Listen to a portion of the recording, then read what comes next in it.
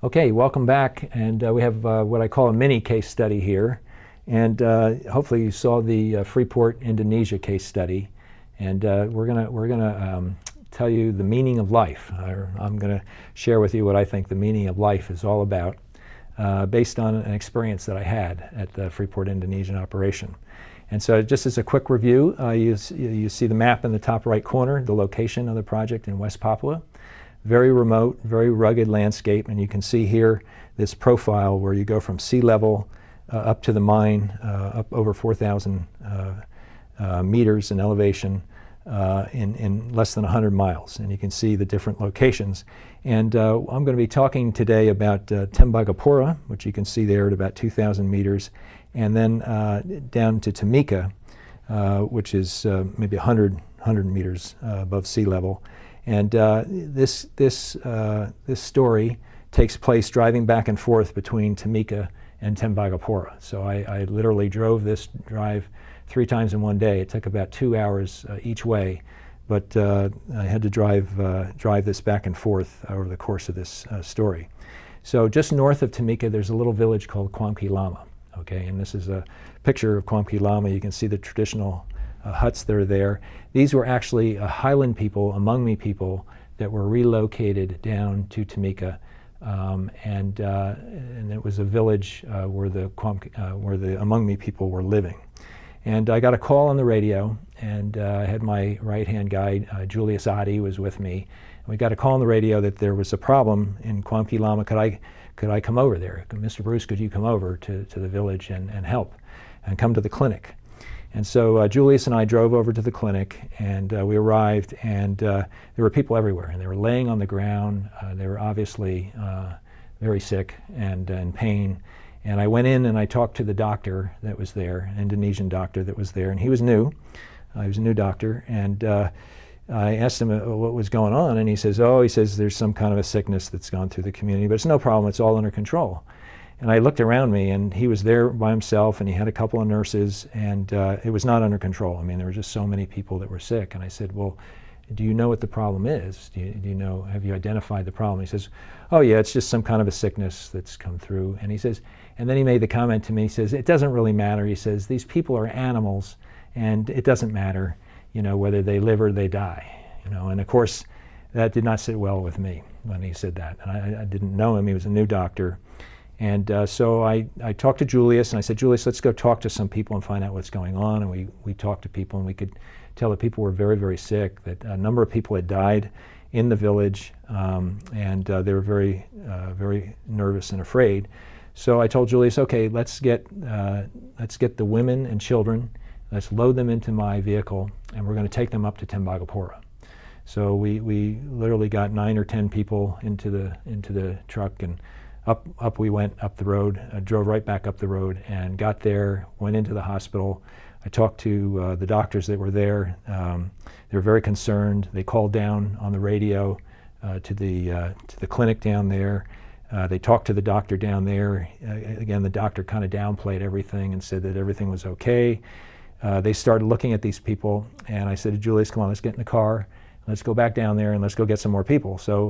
And I then called, and I got some other vehicles to also come in, and we got a caravan that brought a whole bunch of people up to Tembagapura. And of course, when I arrived in Tembagapura, some of the Indonesian doctors weren't very happy that I was bringing all these sick people up to Tembagapura, because they didn't quite know what the problem was, and they thought maybe I might be making everybody in Tembagapura contagious here, and I might be making a big problem. And it might be better to keep all these sick people down in Timika, and yet nobody was going down to Timika to help this doctor that I could see. And so I grabbed the expat doctor, and we went in and we saw the general manager, and I briefed him on what was going on. And he said, this isn't good. And he got on the phone immediately, and he called the Namru Research Institute, which was a Navy research institute. He briefed them on the phone what was going on, and they flew a plane out, and they flew some doctors out. So I drove back down the hill, and I met the doctors. I took them in to Kuamki Lama, and they very quickly identified it was some kind of an encephalitis outbreak. They identified what the problem was, and they were able to treat people very, very quickly. And having the real experts there really made a difference. So it was, I think, a good success story of, you'll run into these things as a young engineer. You'll run into a situation, it isn't right, but you have to take action and you have to act on it. So that was it. That was the end of the outbreak. And I really didn't think much else about it. I didn't think much about it until many years later. I went back to work for Freeport, and this was maybe 16 years later. And I went back to Freeport, and here's a shot of Tembagapura, and you can see the hospital in the bottom big white building there in the bottom. That was the Freeport Hospital.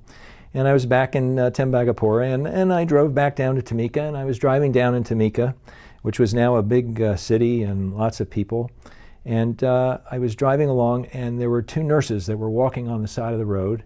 And I thought they might need a ride, so I stopped, and I had Julius in the car with me again. After all this time, we were together, and the two nurses said, yeah, they needed a ride to the hospital if I didn't mind. And so they hopped in the back seat, and we drove to the local hospital. And so we started driving, and they both started laughing in the back seat. And I turned to Julius, and I said, well, why are they laughing? He said, oh, Mr. Bruce, they know who you are. And I said, well, how do they know who I am? And they said, about 15, 16 years ago, you gave them a ride to the hospital in Tembagapura. They were in Kwamkilama, and they were very, very sick.